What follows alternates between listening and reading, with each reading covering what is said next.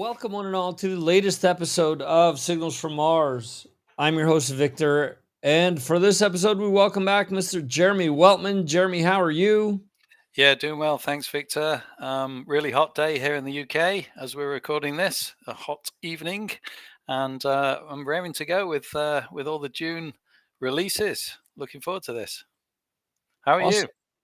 Yeah, uh, hot here as well, although we're dealing with thunderstorms tonight, and the music is still hot and heavy, though. So that's the direction we're going in. A lot of good music was released in June of 2025. There have been some months where I think it's either been really good or kind of lean, and I think this month has a lot of really good stuff where it's kind of left me wondering if I was going to have ties for some of these weeks. Hmm. So let's kick things off here with June 6th. We had new releases from Gruesome, Inglorious, Volbeat, Bear Mace, Turian, and the first stumbling block here. I can't even say block right. Um, I guess this is Ghosta, Bearing Saga, Mystic Circle, Austere, A to Z, Holy Roller, Catatonia, King Parrot, Orthodox, Turnstile, reissues from Edge of Sanity, and Nightingale. And there was a compilation, Ramones Redo, Redux, depending on how you pronounce that, if you pronounce it in French or not. Continuing the series of reissues that have come out on Magnetic Eye, where they've done some interesting covers in the past. That's one of these that I really wanted to check out. I haven't done so yet, and as we are saying this, I'm noting that I want to check it out. Anyway, there's also a Magic Power All Star Tribute to Triumph, also was released. So, Jeremy, what did you listen to on June the 6th? I did actually listen to that Magic Power tribute stuff and wasn't so impressed by it. But the things I was impressed by, I listened to A to Z squared by A to Z, as you would say, but I would say A to Z squared by A to Z. Obviously, the proggy hard rock supergroup, they're back with a second album. And as you might expect from a band that features members of Fate's Warning and other bands, and they do have Jimmy Waldo of Alcatraz in there as well.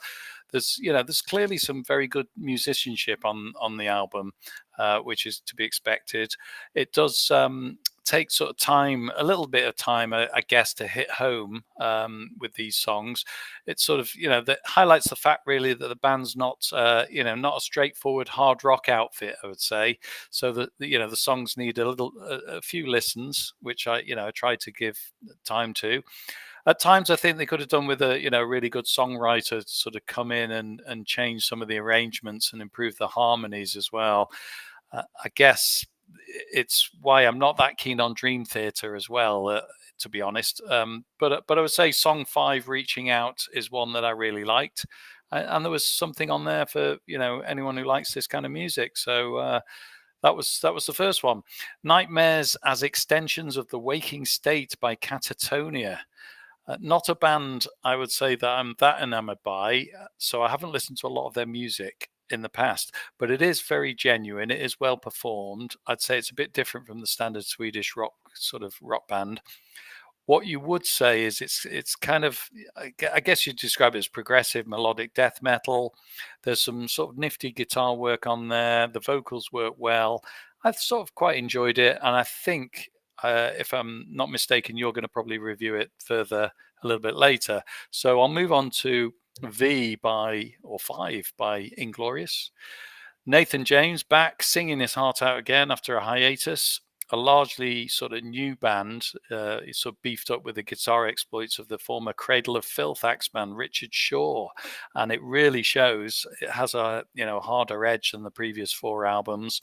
Still has that trademark sort of classic rock melody, which I like. And if you're into hard rock with a guy who can clearly sing, then it's hard not to like this one. And in a week where I sort of listen to a varied bit of music, I would pick that probably as my tip of the week. All right. Cool. This to me is a very strong week. It's one of the strongest weeks from this year because of how many new albums that were actually pretty good that came out. I listened to Turnstile's Never Enough. This really surprised me. If you're looking for something that's a throwback to the 80s, I was looking for something in the way of punk or hardcore coming from Turnstile, which is what they're known for. I don't want to say this sounds like The Cure, but it's kind of in that vein of things that you would have categorized with 80s alternative rock. Not bad, just wasn't what I was looking for.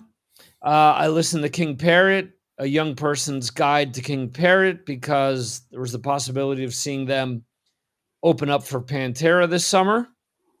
And this is straight up death metal. King Parrot is from Australia. This is something that Ed would probably be a better person to judge what they're doing, because it's just not up my alley personally. The Catatonia, I like the first few songs, but it just kind of got monotonous to me after that. It just all kind of sounded the same. It sounded like one long song to me. I was hoping for a little bit more variety. Listen to Rat King by Holy Roller was all right. I really like the Inglorious. See, there's the three that I haven't mentioned yet. I really like all three of them. Inglorious Veer 5, definitely the heaviest thing that they've released. Hmm. And it's probably the most intricate thing that they've released as well, because there's a song towards the end of the album, and I should have the title written down, but it starts out kind of slow, sounds like it's going to be a ballad, and then boom, it just kicks into something completely different. And I was like, oh wow, I was not Mm. expecting that, because up until now, Inglorious has kind of been paint by numbers with what they do. And their last two albums have probably been their two heaviest, for lack of a better term, but this is definitely heavier than anything that they've done. I didn't know about the member switch, but it makes sense. Outside of Nathan James, this is honestly a revolving door. After their first album, they've switched people up continuously, and he's been the focal point of this band anyway. So good on him for finding a good mix of talent for this album. Let's hope that they can stick together and release more things. It reminded me closer to what maybe a Rival Sons is doing, and not saying that it sounds like the Zeppelin influence, because I think that Inglorious has always been more towards, and the band that I'm going to mention is heavily influenced by Zeppelin anyway. They sounded more like a Whitesnake due to his Mm. vocals, but this Yeah. album is the first album that doesn't sound full on like Whitesnake. So it sounds like something different. A to Z, A to Z, A to Z squared. I really like this album from the first listen, and the first thing that came to mind was it wasn't as proggy as I expected. So it's funny how we've got two different takes on the same album, and that's Mm. completely fine, and that's why we do this, because there are things that we listen to that we're gonna interpret a different ways, and there are people that are gonna listen to this show and this episode and say, "What the hell are these 2 guys talking about? That album is great. How are they panning that?" But, to me, my album of the week, and this was hard because this could have easily been a tie, but because I secured tickets this morning to go see Hailstorm and Volbeat. Ah. My album of the week is going to be Volbeat with Goat. Listen, Volbeat is a band that their second album really captivated me. Their second and third album, I think, are great. They lost me for like 2 albums.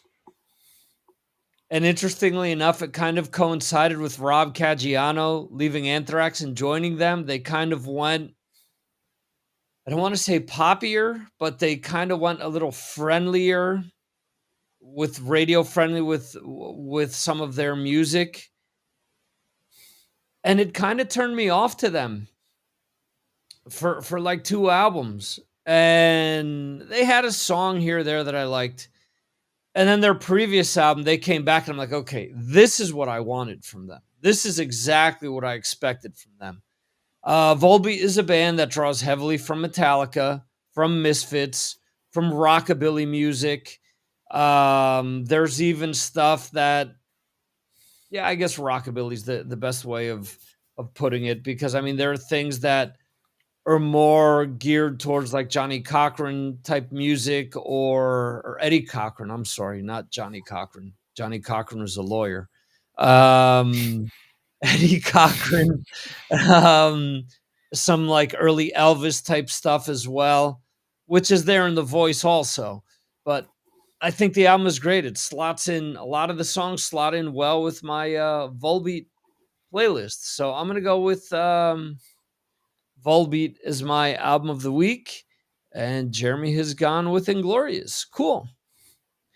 So let's move on to the 13th, or since you said A to Z, if I want to go the heavy New Jersey accent, I could say the 13th. All right. So on the 13th, we had new releases from Dolvin, Byzantine, Buckcherry, Hollow Leg, not to be confused with the old Trivia Tuesday question with Glue Leg having opened up for Kiss. New albums from Fallujah, Psy, Hex Vessel, Nightbearer, Malvada,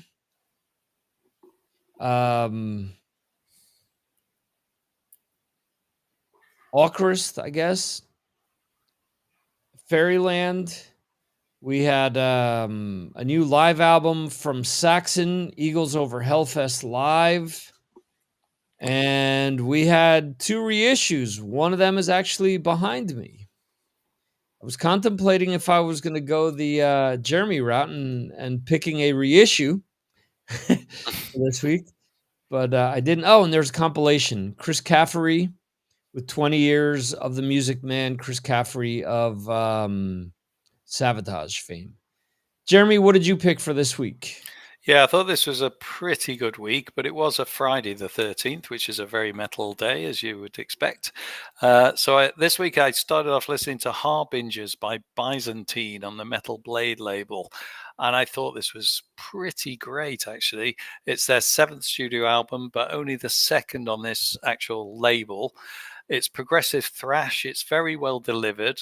Although I would say there are 2 vocalists coming in together at times, and there could have been a little bit of better tweaking in the mix, but there's a little minor quibbles. It'll probably appeal to fans of Sons of the Apollo, I guess. And it's although it's not all great, when they get the guitars and the rhythm section together, it's very tight, and for the most part, I'd say a really interesting listen. So I did like that album quite a bit. I then moved on to a live album, actually, the Eagles Over Hellfest by Saxon, which you'd expect me to do, being obviously a big Saxon fan. The UK's irrepressible old school metal band are on tour at the moment, and where better to record another live album than Hellfest? This one, of course, is with Diamond Head guitarist Brian Tatler on board now.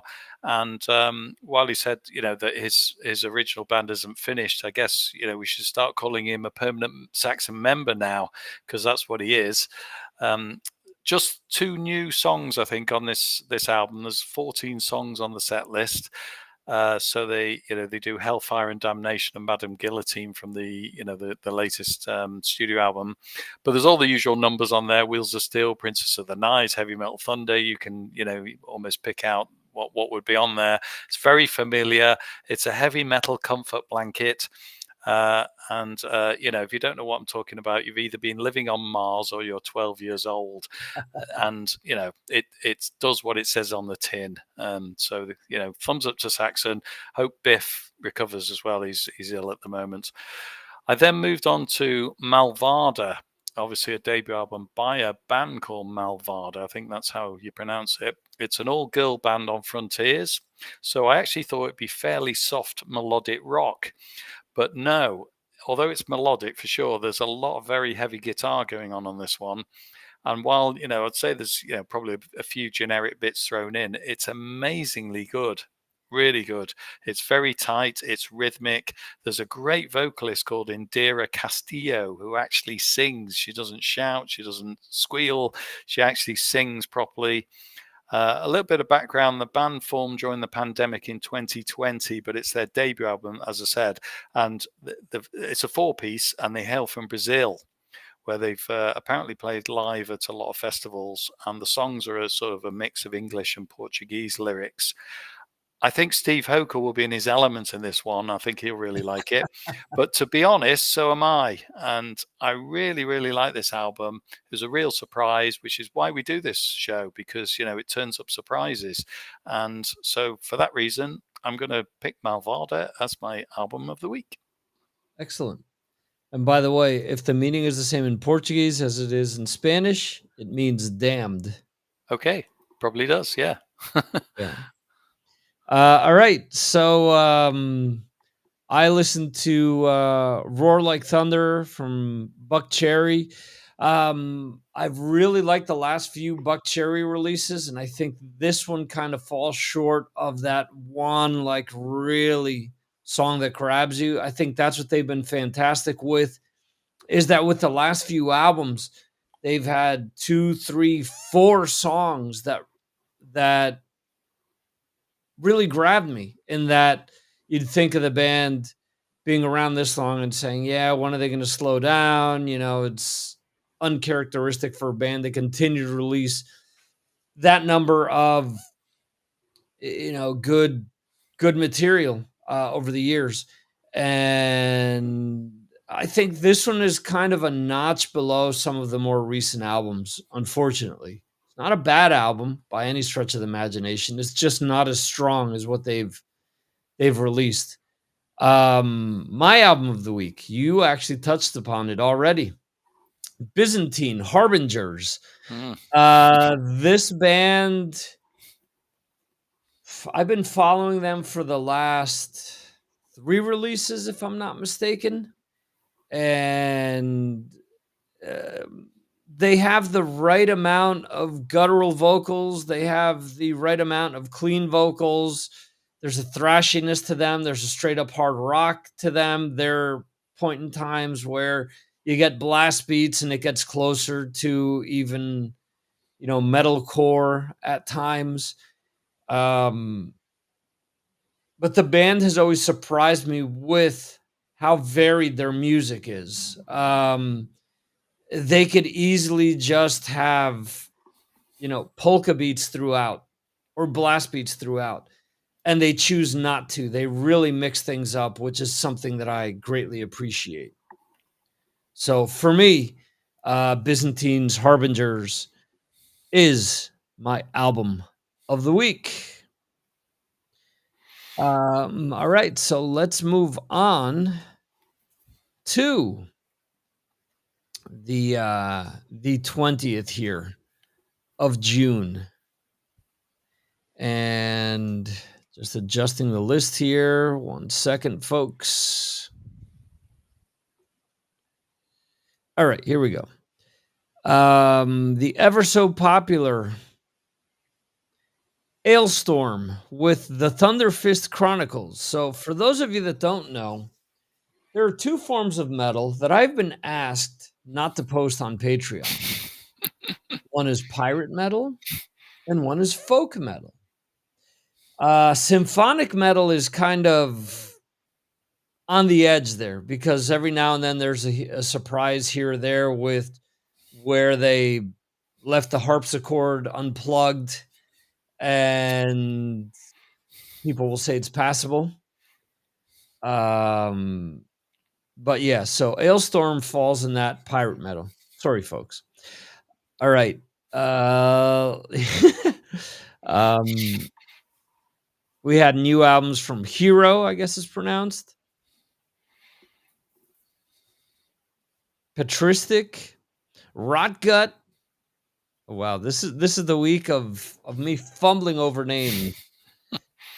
Ima Tarikat, Mugshot, Black Mastery, ah, Cryptopsy. All right, Malevolence, Nad Sylvain, and Leverage. We also got a compilation from Sweet, not the Sweet, but Sweet, level-headed alternative mixes and demos. Yeah, I kind of made some annotations to some of these albums so I wouldn't forget what I'd listened to. But Jeremy, what did you listen to this week? I think every metal band should actually send you their album titles and their name in their logo, so that you have to read it out in their logo form. Because as you know, there's a lot of death metal bands out there that you can't even read the names. Yeah, so that would be amusing. looks like tree branches and thorns. That's right. Yeah. So yeah, and this week I found it a little bit more difficult, but we do get that from time to time, and that's fine because we're picking out albums every single week in a month, and it's difficult. But I listened to Gravity by Leverage, a very interesting album on the Frontiers label, a band I know very little about. It's a heavy rock, sort of kind of almost epic power metal band from Finland. Music that I guess is rooted in, some sort of traditional hard edge guitar, which, for me makes it listenable. Apparently, I found out that the band's singer died in 2022, but they carried on with a new vocalist. Hmm. And this is album number 6 in just under 2 decades as well. I'd say it kind of stops short of excelling completely, but how many albums do we say that about?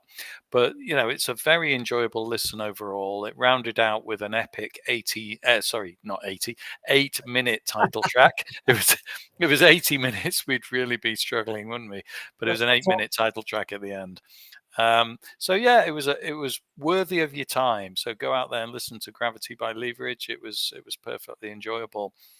I also listened to Oceans of Black by Black Majesty, the Australian power metal band, keeping, I'd say, firmly within that genre, sort of furious riffing, the songs about ravens, Oceans of Black, Stones on Fire, that sort of thing.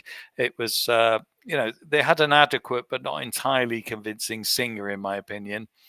And I would say it's probably sort of fairly standard stuff. There was a generous dose of melody. I'd say the songs don't outstay their welcome. I'd say there was decent production quality on it, which helps. But it just didn't really stand out that much from the crowd, really. I welcome their enthusiasm. I'm sure they'd be a very enjoyable support act, and I would certainly want to see them as a support act live. But it just didn't really sort of move me. So I probably have to pick the Gravity album by Leverage as the album of the week. Okay. I listened to quite a few things this week. I listened to Wheeled by Hero. Very long prog rock, long songs, just not my thing. I listened to Mugshot and All the Devils Are Here, straight up death metal. Listened to Black Magistry as well. And what else? I listened to the Nad Sylvain, and that's straight up 80s blues rock. But I'm going to go with Where Only the Truth is Spoken by Malevolence. I don't like it as much as their previous album. It's good. It's got some good tracks on it, but I don't think it's as good start to finish as their previous album. This album is maybe missing the melodies that they had on the previous album with the back and forth vocals. And that's kind of what I missed here. I was really looking forward to this album. It is still my album of the week, but it's still not anywhere as close to what I was looking for by the band. All right. Let's see. June 27th. We had new albums by Blood Vultures, TSS, Hot Milk, Heaven Shall Burn, King Witch, Warlord,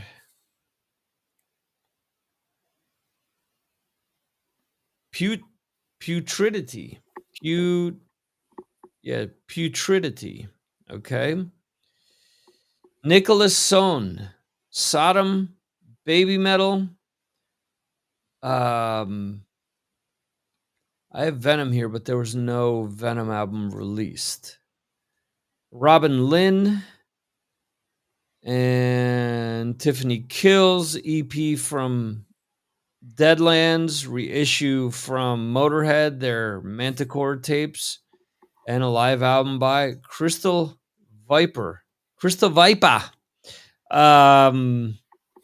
Jeremy, what did you listen to this week? Yeah, I listened to a few. I started off just obviously sounding out the Manticore tapes by Motorhead, and why not? You know, all three original members are, or I think the original members, weren't they? All dead now, unfortunately, passed away. And that's sad, isn't it? Because, you know, Motorhead was such an important part of our metal lives for so long. This is actually early recordings of the band, which you'd expect. You know, they were unreleased, very much with a sort of rock and roll and slightly punky edge than the sort of very loud heavy metal they kind of morphed into. There's 3 instrumentals, there's 3 alternative takes on here, and it's all got a really sort of very rough and ready sound check feel to it. I mean, it's obviously stuff that they didn't want to release at the time, and now they've gone. You know, they're being put out there. I guess it's the sort of thing that usually gets bundled up with other, you know, sort of superior albums. It's nothing that you would normally release on its own. So I guess you would describe this as one for the completists and the curious. But it's nothing more than that. It's definitely not a must buy. It's not a must listen. It was just interesting to hear it. That's all I would say about that. So I moved on to Electric Dreams by Niklas Sonner.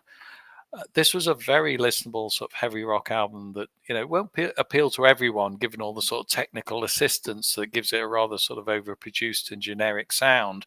But you know, this guy can really write a tune or two, and it does contain, you know, the right amount of heaviness for me, as on the track Shadows in Between, which is a, you know, kind of, I'd describe it as Nickelback meets Metallica, that sort of sound. There's a really terrible ballad on here, but, you know, and as you know, I like ballads generally, but there are 12 songs on the album and it only lasts 42 minutes. So I'd say nothing overstays its welcome. And there's no shortage of riffing, as you know, around the sort of high quality melodies that he does. So, I'd say I went back and listened to the previous album, Resonance, and I'd say it was sort of more in your face in terms of production than this album. But, you know, it was a perfectly good listen for me, particularly. So, yeah, it was fine. Then I moved on to World on Fire by Tiffany Kills. This, I guess, should be dismissed out of hand for the inadequate mixing, but it does have a, you know, a bit of an appeal all of its own. For one thing, I'd say it's old school hard rock with some really great heavy riffs, courtesy of German axeman Matthias Don Dieth. For another, the band clearly have a set of really good tunes. So much so, you know, you'd really be happy listening to these guys live. I'd say, you know, there's good melodies on there. There's good choruses. I immediately thought of Demon, Praying Mantis. And what do you know? I found out the vocalist is actually Dutchman John Kuipers, who has actually fronted Praying Mantis since 2013. So there you go. I did recognize the voice. I don't know. In this week, I probably would pick that as my album of the week. It was more enjoyable than the other two. So yeah, there you go. That's the one I'll pick. Okay. For me, I listened to a bunch of things this week. I listened to Royal Lynn, Black Magic. This album came out on Epitaph. This is kind of a I feel that we have a sudden push for people that are doing what Poppy has been doing these last few years. Listen, and what Poppy's been doing really isn't original, but she does it well. At least for me, she mixes the guttural with the pop nuances that she has really well. This Robin Lynn album, not bad, but we're starting to get to a wave where uh, we're starting to see the copycats that are kind of starting to fall short. It's not bad, it's not terrible, but if I'm going to listen to this, I'm going to listen to other bands, just to be honest. Baby Metal, Metal Fourth. This has a few tracks on it that I enjoyed. I usually enjoy a track or two off of each one of their albums, but they're relying a lot on collaborations this time around. I don't know if the well is starting to run dry, and that's why. It's okay. Some of the songs are entertaining, but for the most part, it seems as if their albums are going down in quality as the years go by. Listen to The Arsonist by Sodom. If you're looking for a Sodom album, it's exactly what it sounds like. It's straight up thrash. There's no swerves on this at all. Um, if you want to swerve, go with Blood Vultures and Die Close.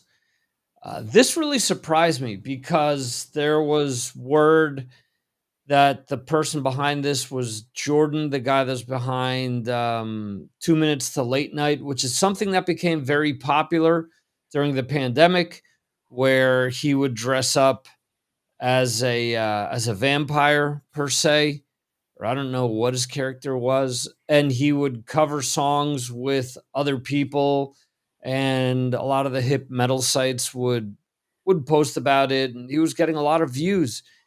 And at first, I thought to myself, I'm like, yeah, I don't know. I don't know that I want to check this out or not. But the last song on the album, I want to point this out because the song is what made me listen to the entire album. This is Blood Vulture. I was saying Blood Vultures. It's actually called Die Close Finale is the track. Um it takes you on a trip. It goes between some gothic metal to straight up hard rock. It's almost, I don't want to say it's a 2025 rendition of Bohemian Rhapsody, but it's kind of like Bohemian Rhapsody in the sense that it's got different parts, different movements to it. It's pieced together really well. It sounds really cool. And if nothing else, check that song out. It's really good. But my album of the week is going to go to the British band King Witch, who I will be interviewing in the next few days. Their new album is called Simply Three. This is a band that I've been into for the last few years. I think that this is their third album that I've really paid attention to. And this reminds me of Sanhedrin to an extent, because of the vocals, because it's a female singer, but the vocals are really aggressive throughout this, like Ronnie James Dio type aggressive when Dio really did his like take a song like Gypsy where Ronnie James Dio's going straight at it, and it just gives off a certain amount of swagger and power. That's what this album is chock full of. That's my best way of explaining it. It's got hooks, it's got thick riffs. It is really good. And I look forward to interviewing 2 members of the band this week, and that will be on Signals from Mars shortly, hopefully, so long as everything goes as planned. Something I suggest you guys checking out. I think the album is really strong. But all right, so before wrapping this up, we're going to go over the albums we picked for June 6th. Jeremy picked V by Inglorious. I picked Goat by Volbeat. We had some honorable mentions there as well. For June 13th, Jeremy went with the self-titled debut from Malvada, and I went with Harbingers from Byzantine. The 20th, Jeremy went with Gravity by Leverage, and I went with the new album from Malevolence, Where Only the Truth Is Spoken. And on the 27th, Jeremy went with World on Fire by Tiffany Kills, and I went with 3 by King Witch. Since we have some time here, and we usually do an episode set aside to the best of the first half of this year, we haven't set anything like that up yet. We may still do that, but I'm just going to run down some of the albums that we picked throughout the year. Because I think it's important to kind of touch on some of these. Interesting And reminder. yeah, it's a good reminder. And I don't think remind me as we go along here if there's a clean cut number 1 in your mind. Yeah. I think last year Priest was clear cut. I think the year before that it was Rival Sons for the 2 of us as well. Yeah. I don't know that I have that this year yet. No, I don't think I have. Yeah, so let's go over this real quick. In January, the albums that we picked were Sirens by Moon Wizard. For Jeremy, I picked March of the Unheard by the Halo Effect. Jeremy picked Time is the Fire by Tokyo Blade. I went with Land of the Blind by Dunes. Jeremy went with Higher Ground by Bonfire. I went with My God Has a Gun by Vukovi. And for the final week in January, Jeremy went with Lightning in a Bottle by Pentagram, and I went with Anti-Fragile by All That Remains. February. First week, Jeremy went with The World Was Never Enough by Days of Jupiter. I went with Lost in Flames by Saber. Jeremy went with Thrill of the Bite by Crazy Licks. I went with Sleepless Empire by Lacuna Coil. Let's see. Third week, Jeremy went with Chapter 4 by Twins Crew. I went with The Consequence by Killswitch Engage. Then Jeremy went with Heart of a Lion by Perfect Plan, and I went with Plague of Rats by Brainstorm. Now, this month had 3 albums that I'm still listening to consistently. So, looks like those are going to shape my end of the year list here. What happened here? Oh, okay. I see what happened. All right. For April, first week, Jeremy didn't have a pick. I went with Tsunami Sea by Spirit Box. Second week, oh no, that's not true. Jeremy went with One Day Remains, the 20th Anniversary by Alter Bridge. Okay, that was farther down. The second week in April, Jeremy went with Heat Lightning by Sanhedrin, and I went with Stygian Waves by Envy of None. The following week, Jeremy went with Stereo Crush from Goddard. And I went with New Delhi by Bloodywood. Then Jeremy went with Dark and Dangerous by Savage Master. And I went with Blood Dynasty from Arch Enemy. All right. April brought us, let's see, Are We All Angels EP from Scowl for You. I went with Get Well Soon from Lopan. Second week, you went with Let's Call It Rock and Roll by Rockout. I went with The Spin by Mesa. The next week, you had two picks. You had Welcome to the Future by Heat and Skeleton by Ghost. And looks like I had two as well. I had the Ghost album and also had Mid-Death Crisis by Wednesday 13. Some quality music. What did I do? I started all the way at the end. Yeah, that was brilliant. So, no, I skipped over a week. What did I do here? No, that's right. That's right. Did that.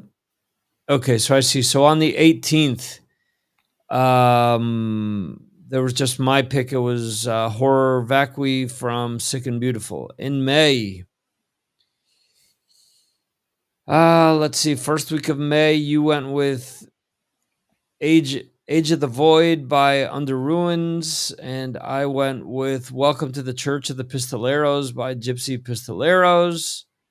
Second week, you went with Rumble and Roar from Paralyzed. I went with The Ugly Side of Me by Tetrarch. You went with Maestro from Magic Pie, and I went with Nation's Neurosis by Waltari. The following week, you went with Live at Rock Imperium Festival from Ronnie Romero, and I went with Steel, Rust, and Disgust from Midnight. And the last week in May had you with the Dead Daisies, Looking for Trouble, and I went with Songs of Last Resort from The Haunted. And obviously we just did June. So you've got all that info there, folks. In any event, this is the end of our June albums recap and our quick mini recap of the first half of 2025. Hope you guys enjoyed it. Jeremy, thank you for joining me. And we will see you next time right here on Signals from Mars. See you, folks.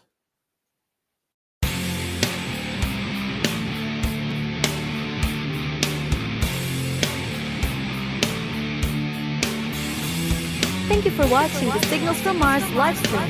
You can watch the show live on YouTube, Facebook, Twitter, and Twitch, or check out replays on YouTube. Go to signalsfrommars.com for more information. This concludes our show.